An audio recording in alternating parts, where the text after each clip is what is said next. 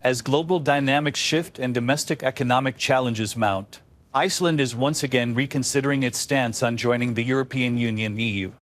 After nearly a decade of stalled negotiations, the Nordic island nation is taking significant steps toward a referendum that could finally resolve the question of EU membership. Over the weekend, Iceland held snap parliamentary elections, which saw the pro-EU Social Democratic Alliance regaining power after more than a decade in opposition. Although Iceland is not a member of the EU, the Social Democrats initiated negotiations to join the bloc during their previous tenure. These talks were suspended when they were ousted from government, but their return to power means that Iceland's accession to the EU is at least more likely than it was. In this video, we're going to take a look at Iceland's relationship with the EU, the results of last weekend's snap election, and whether joining the EU could be back on the table. For years, Iceland has been deeply integrated with the EU. In the 1970s, the country became part of the European Free Trade Association, the European Economic Area, EA, and also signed a bilateral free trade agreement with the bloc. Since then, Iceland has further integrated with the EU by signing up to the Schengen area, the passport-free travel zone, and the Dublin Agreement on asylum policy. During the aftermath of the financial crisis, there was considerable talk as to whether Iceland should push forward and join the EU fully. For some, membership of the EU, and specifically adoption of the euro, was seen as a safe haven following the near collapse of the Icelandic krona in 2008. So much so, in fact, that in 2009, Iceland, led by the newly elected Social Democratic Alliance, formally began the process of joining the EU. This was at a time when the krona had lost half its value and when Iceland became the first Western European nation in over 25 years to appeal to the IMF for financial assistance. However, despite 3 years of negotiations, there was a key obstacle that prevented things from going any further: fishing rights. By being a member of the various economic agreements with the EU, Iceland receives basically the same economic benefits as other member states anyway. More importantly, while Iceland is subject to all laws of the single market, it has exemptions for agricultural and fishing matters.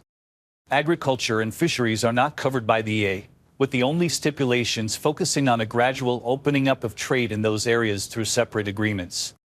Full EU membership would invariably require Iceland to sign up fully to the terms of the Common Agricultural Policy and the Common Fisheries Policy, CFP, allowing fishermen from across the European Union the right to access and fish in its waters.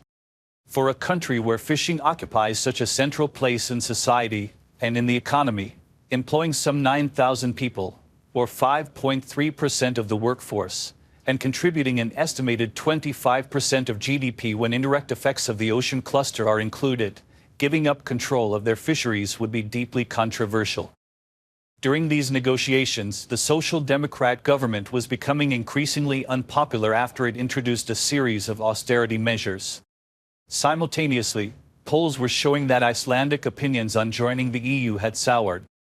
In 2013, the Social Democrats lost the parliamentary elections to two center-right Eurosceptic opposition parties, the Independence Party and the Progressive Party. These two parties subsequently formed a coalition, and with the Social Democrats yet to finish the negotiations before the end of their term, the new government put them on hold. Then, in 2015, without holding a referendum, the government dropped its EU bid, with Iceland's foreign minister writing that Iceland's interests are better served outside the European Union. Iceland's government even sent a formal notice to the EU requesting that Iceland should not be regarded as a candidate country for EU membership. Since then, EU membership hasn't really been discussed, and nearly every annual poll has shown that more citizens are against joining the EU than for it. However, in the past 2 years, multiple polls have shown an increasing number of citizens are in favor of joining the EU or at least want a referendum to be held. For example, a recent poll from June showed that 54.3% of respondents supported Iceland joining the EU, while 74.2% believe it is important to hold a referendum on further EU membership negotiations. Another poll indicated that 66.8% of respondents think households would be better off with EU membership. What explains the shifting pro-EU sentiment? There are likely a number of reasons, but the main one seems to be increasing economic uncertainty. While Iceland ranks among Europe's wealthiest nations on a per capita basis, inflation and borrowing costs are near their highest levels since the 2008 financial crisis. In fact, after Turkey and Colombia, Iceland has one of the highest inflation rates in the OECD. This has led to a difficult cost of living crisis, which has only been exacerbated by Iceland's vulnerable fishing and tourism-dependent economy. This year, Iceland experienced a significant decline in fish exports, while a series of volcanic eruptions displaced thousands and led to costly infrastructure repairs across the country. Meanwhile, the tourism sector contracted by 1% in the 9 months leading up to September, following an impressive 20% growth in the previous 3 years. Amid these economic concerns, the debate over joining the EU has resurfaced. Adopting the euro is a bit of a contentious topic in Iceland. Any Icelandic government negotiating EU membership would probably push for an exemption from the eurozone. However, some argue that the euro is a more stable currency than the Icelandic krona and could protect the economy from high inflation. In October, escalating public discontent over the cost of living crisis and disagreements over migration and foreign policy within the government finally bubbled over. The uncomfortable three-party coalition, established between the center-right Independence Party, the Agrarian Liberal Progressive Party, and the left-green movement, collapsed. With the government's approval rating at a record low, Prime Minister Bjarni Benediktsson dissolved parliament and called for snap elections, which happened over the weekend. According to initial results, the Social Democratic Alliance, which began EU accession talks more than a decade ago, secured about 21% of the vote. The incumbent Conservative Independence Party followed closely with 19%, while the centrist pro-EU Liberal Reform Party garnered 16% of the vote. Social Democrat leader Kristrún Frostadóttir will now try to seek coalition partners, likely with the Reform Party, to command a parliamentary majority.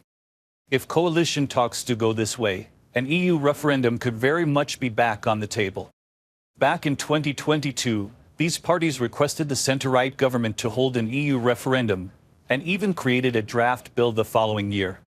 However, while these parties may be keen to hold an EU referendum, especially Reform, which split from the former ruling Independence Party over its pro-EU stance, the current leader of the Social Democrats has stated that holding a referendum may be premature. Frostadóttir argues that it could cause division in the country, where even though pro-EU sentiment has been on the rise recently, the general consensus on joining the bloc still seems to be very much 50-50. And that's the latest on today's top stories. What are your thoughts? If you'd like to dive deeper into any of these topics or explore related issues, feel free to leave a comment. Thank you for tuning in and spending your time with us. Stay informed, stay curious, and we'll see you next time. Take care.